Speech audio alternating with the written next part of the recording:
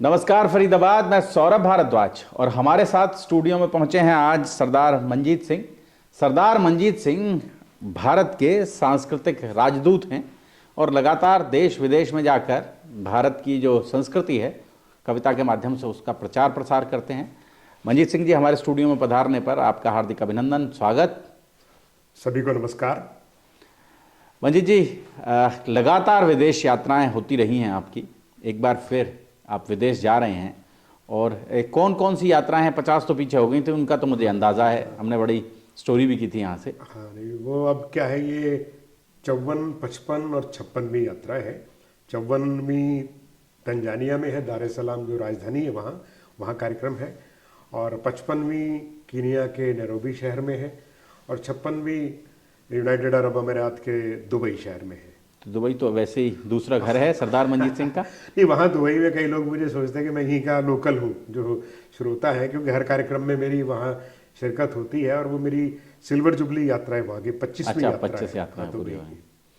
और ये एक शहर में, देश में आदमी नहीं जा पाता, तो विदेश में वहाँ इतना प्रेम और सम्मान है, इज्जत है। वो कार्यक्रम चाहे कोई भी संस्था करवा रही है, लेकिन मुझे वो ज़रूर उसमें संपर्क करते हैं, और टीम में ही उनकी बनाता हूँ। आपकी जानकारी के लिए बता दूं, सरदार मंजीत सिंह लगातार देश विदेश में घूमते हैं, हिंदी का परचम फहराते हैं और भारत का जो आप समझ लें कि भारत की जो संस्कृति है उस संस्कृति को लेकर लगातार इन देशों में पहुंचते हैं। कैसा लगता है मंजीत जी, लगातार वहाँ भारतवंशी मिलते हैं, हिंदी प्रेमी मिलते हैं, कैसा महसूस करते हैं आप?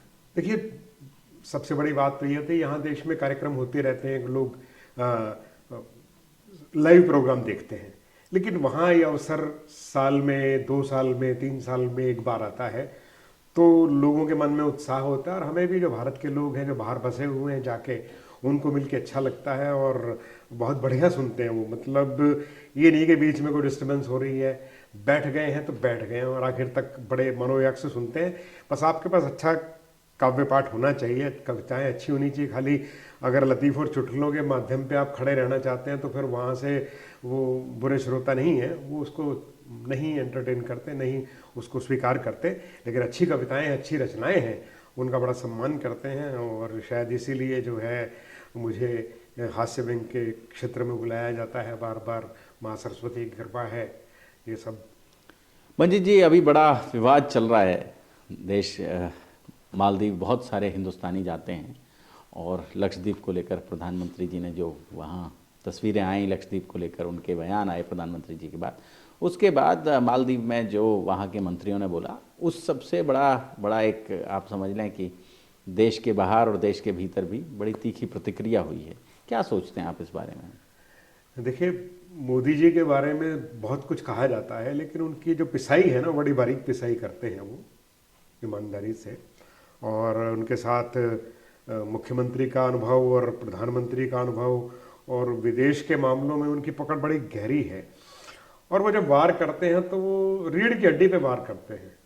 उन्होंने कुछ नहीं कहा मालदीव के बारे में, कुछ नहीं बोला, सिर्फ प्रशंसा की, एक लंबी लकीर खींची, और दर्द उनको हुआ जिनको होना चाहिए था। अब मैं जोड़ रहा था, मेरी 56वीं यात्रा रहेगी दुबई की, तो मोदी जी कहते हैं कि भाई उनका 56 इंच का सीना है।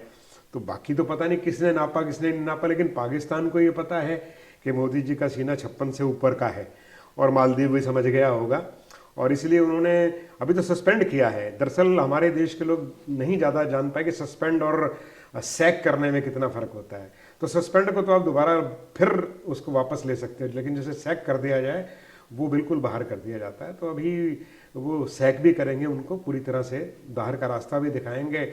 और वो अफ्रीकी देश में जब मोदी जी गए थे, तो एक वहाँ के राष्ट्रपति ने आदर और सम्मान में पाँव छुए थे, ये मजबूरी में पाँव छुएंगे, ऐसा मेरा मानना है। और इससे देश का सम्मान, देखिए ये जो है, ये परीक्षाएं होती हैं, अग्नि परीक्षाएं यही होती हैं, और उससे जब आदमी तप के निकलता है, देश तप के निकलता है, तो वो कुंदन बनता है, सोने से आगे बढ़ता है। तो निश्चित रूप से ये घटना जो है हमारे देश का सम्मान बढ़ाने की तरफ है। और मैं विदेश नीति का और मोदी जी का जो सलीका तरीका है, उन्होंने अपने देश के टूरिज्म को भी बढ़ाया है। भाई लक्षद्वीप जो है, वो लोग जो है गोवा और इधर उधर तक सीमित थे, लेकिन अब वो लक्षद्वीप जो है, पूरे देश को पता लगा कि हमारे देश में एक ऐसी धरोहर भी है, तो वहाँ लोग जाएंगे निश्चित रूप से। और ये अच्छा काम हुआ है जो हुआ, बढ़िया सब। मंजीत जी, बार बार हम बात करते हैं, भारत से बहुत सारे लोग विदेश जाते हैं और भारतवंशी वहाँ बहुत सारे देशों में लाखों की तादाद में भारत के लोग हैं जो रह रहे हैं। अभी पीछे मूवी आई है डंकी, बहुत सारे लोग अवैध तरीके से उन देशों में घुसने की कोशिश करते हैं, तो क्या लगता है आपको, वहाँ उनके लिए कोई संदेश देना चाहेंगे आप? नहीं, एक्चुअली जो डंकी है ना, एक्चुअली फिल्म है, वास्तव में तो ये पाकिस्तान वालों के लिए है। हमारे देश में कुछ एक जो है प्रांत के लोग जो हैं वो, उनका इतना आकर्षण है कि वो मरने के तक जाके और वो विदेश जाना चाहते हैं। पंजाब के लोग हैं, गुजरात के लोग हैं, बाकी देश के लोग जो हैं उनको रिस्क लेके नहीं जाना चाहता कोई आदमी। वैध वीज़ा के साथ जाना चाहते हैं, अच्छी नौकरी के साथ जाना चाहते हैं, या बेवर्क वीज़ा के साथ जाना चाहते हैं। जो दूसरा रूट लेने वाले लोग हैं वो तो पंजाब के हैं, और मेरे को समझ में नहीं आता है ये पंजाब वाले मामले में भी क्या है क्या नहीं है। यहाँ से आ रहे हैं लोग और खालिस्तान की डिमांड करते हैं। भाई तुमने खालिस्तान वालिस्तान बनाना तो वहीं कनाडा में बना लो, यहाँ के लोग भी चले जाएंगे और गुजरात वाले भी आ जाएंगे। तो ये डंकी वाला मामला है, दरअसल ये आम जनता की फिल्म नहीं है, और जो लोग ऐसे मरना चाहते हैं तो उनको क्या कह सकते हो। मेहनत करें तो दुष्यंत कुमार त्यागी का वो शेर है कि कैसे आकाश में सुराख नहीं हो सकता, एक पत्थर तो तबीयत से उछालो यारो। तो मेहनत करो तो अपने देश में बहुत पड़ा है। और कितने गोरी चमड़ी वालों के यहाँ चले जाओ, जो सम्मान अपने देश का है वो कहीं नहीं है, जो खान पान अपने देश में है वो कहीं नहीं है। लेकिन कई बार जाना होता है, जैसे मैं अमेरिका गया हूँ 13 बार, तो अपने जो मेजबान है भारत वाले उनके साथ रहते हैं तब तो कोई संकट होता नहीं, शाकाहारी खाना होता है, मिल जाता है। लेकिन मान लो आप अकेले चले गए, जैसे लास वेगस का टूर लेके हम चले गए, तो लास वेगस में तो कभी सम्मेलन होते नहीं है, वहाँ तो कुछ और ही होता है जिससे पूरा देश और दुनिया परिचित है। तो अब वहाँ जाके हम चले गए और वहाँ दिक्कतें जो हैं वो और तरह की खाने की दिक्कत रही, तो फिर हमें पता होता है कि भाई साहब अपना जो ब्रेड के साथ बटर लगाओ और खा के काम चला लो। लेकिन पता नहीं क्यों ये आकर्षण है लोगों को, और फिर पैसे लेके होते हैं। ऐसा भी नहीं कि वो भिखारी हो, 10-15-20 लाख एजेंटों को देते हैं। 20-15 लाख 50 लाख में तो पता नहीं कितना बड़ा अंपायर खड़ा कर दे आदमी, मेहनत करने की बात हो तो। पर पता नहीं उन लोगों के सपने में, बीमार लोग हैं दरअसल में, बताओ ईमानदारी से, बीमार लोग हैं, इसलिए वो इस तरह की हरकतें करते हैं, अपनी जान को दांव पे लगाते हैं। परिवार के साथ लोग होते हैं। तो डंकी फिल्म का नाम वो ठीक ही है, वो डंकी ही है ईमानदारी से। जो इस तरह का रास्ता अख्तियार करते हैं वो वास्तव में लोग डंकी हैं। हिंदी में कह लो तो जरा सम्मान ज़्यादा बढ़ जाएगा, गधे हैं, गधे हैं। मंजीत जी, क्या रचनाएं रहेंगी वहाँ इस बार? देखिए, रचना तो ज़्यादातर लोग जो है हास्य में सुनना चाहते होते हैं उनके, और कई चीज़ें वैसे भी पैदा हो जाती हैं। जैसे मैं जा रहा हूँ किलिया, रचनाएं तो साथ साथ रहती हैं। जैसे रचना देख, जैसे एक मैं आपको सुनाऊं कि ठेकेदार ने पुल नहर के बजाय नक्शे पे बनाया। ठेकेदार ने पुल नहर के बजाय नक्शे पे बनाया, लोहा नेता खा गया, सीमेंट इंजीनियर ने बचाया। तो कुछ साल के बाद पेंट करने वाला ठेकेदार ढूंढते ढूंढते उस पुराने ठेकेदार के पास आया, क्योंकि बहुत कोशिशों के बावजूद भी वो बेचारा उस पुल को ढूंढ नहीं पाया। तो पुराना ठेकेदार बोला, राष्ट्र निर्माण में तुम भी तो कुछ हाथ बटाओ। अरे राष्ट्र निर्माण में तुम भी तो कुछ हाथ बटाओ, पुल हमने खा लिया है, पेंट तुम पी जाओ। तो ऐसे रचनाएं क्रम है। और वैसे क्योंकि विश्व हिंदी दिवस के दो कार्यक्रम तो वो है जो विश्व हिंदी दिवस के अवसर पर हो रहे हैं। ये जो तंजानिया का है और कीनिया का है, 10 तारीख को विश्व हिंदी दिवस जनवरी को मनाया जाता है, जो कल है। तो वो 11 को प्रोग्राम है, वहाँ 14 को है। तो वहाँ मेरी चर्चित कविता हिंदी पे है, शुद्ध हिंदी पे, तो मैं वो निश्चित रूप से पढ़ूंगा। और वो बाहर, क्योंकि सुनने वाले बहुत अच्छे होते हैं तो बढ़िया माहौल होता है, बड़ी वो शानदार कविता रहती है। और कई बार चीज़ें ऐसे ही निकल आती हैं। जैसे मैं बताऊं आपको, अब मैं जा रहा हूँ वहाँ अपने कीनिया में, नैरोबी में पहली बार जा रहा हूँ। तंजानिया में पहले गया हूँ मैं। तो वहाँ के जो सचिव हैं उस संस्था के, उनका नाम है अभिषेक राणा, आगरा के हैं। तो वो क्या है, नाम उनका सुनते एकदम से स्ट्राइक किया कि भाई मैं जाके वहाँ आप लोगों को बताऊँ, यही कहूँगा कि भाई मैं राणा जी से पहली बार मिला हूँ, शरीफ आदमी, ईमानदारी से पहली बार ही मिलूँगा। लेकिन इनकी रेपुटेशन मेरे मन में बहुत पुरानी रही है, ख़राब रही है। क्योंकि 15 साल पहले एक महिला ने गाना गा के बताया था कि मुझको राणा जी माफ़ करना, गलती मारे से हो गई। अब देखिए वो उस महिला की विनम्रता देखिए, उस बेचारी की कोई गलती नहीं है, गलती सारी राणा साहब की है। एड्रेस इन्होंने दिया ना कि यहाँ पहुँचना, वो तो बेचारी उसके बावजूद भी माफ़ी मांग रही है कि माफ़ी राणा साहब को मांगनी चाहिए। और गलती ये हो गई कि इन्होंने अपनी करंट लोकेशन भेज दी वहाँ। इन्हें जो आदमी इधर उधर घूमता है उसे अपनी लाइव लोकेशन भेजनी चाहिए ताकि आने वाला वहीं आए।